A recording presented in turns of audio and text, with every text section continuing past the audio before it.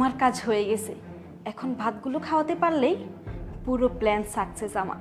তারপরে সব সম্পত্তির মালিক আমি হব, আমার বয়ফ্রেন্ড নিয়ে রাজত্ব করবে এই বাসায়। এতদিন আমাকে অনেক জ্বালিয়েছিস, আজকে এই খাওয়া হবে তোর জীবনের শেষ খাওয়া।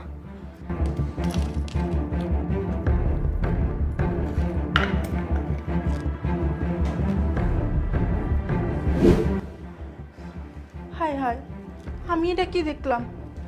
ম্যাডাম স্যারের ভাতের লগে কাঁচের বোতলের গুঁড়া মিশাইতেছে।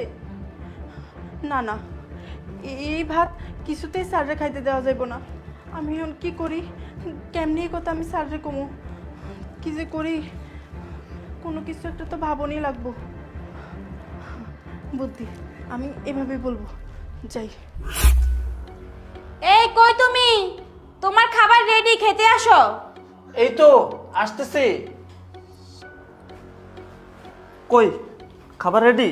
হ্যাঁ, তোমার না অফিসে লেট হয়ে যাচ্ছে, তাড়াতাড়ি খেয়ে নাও।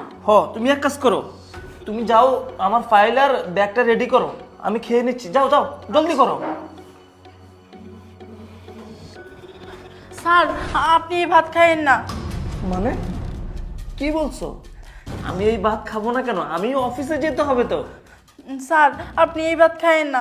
আপনি যদি এই ভাত খান তাহলে মারা যাবেন। কি বলিস? এই ভাত খেলে আমি মারা যাবো মানে?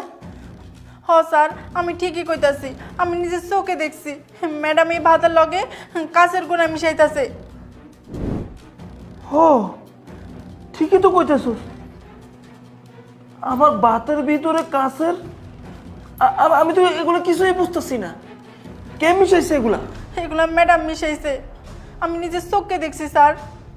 তো ম্যাডাম আমার ভাতের ভিতরে কাঁচের গুঁড়া গুঁড়া করে মিশাইছে? না না, এটা কিভাবে সম্ভব? ও আমার ভাতের ভিতরে এগুলো মিশাবে? আমার তো মাথায় ধরতেছে না। তুই এক কাজ কর, যা তুই চলে যা, আমি দেখতেছি বিষয়টা। আচ্ছা ঠিক আছে স্যার। আচ্ছা যা। কি ব্যাপার, এটা আমি কি দেখলাম? আমার ভাতের ভিতরে কাঁচের গুঁড়ো, তার মানে কোনো একটা রহস্য অবশ্যই তো আছে।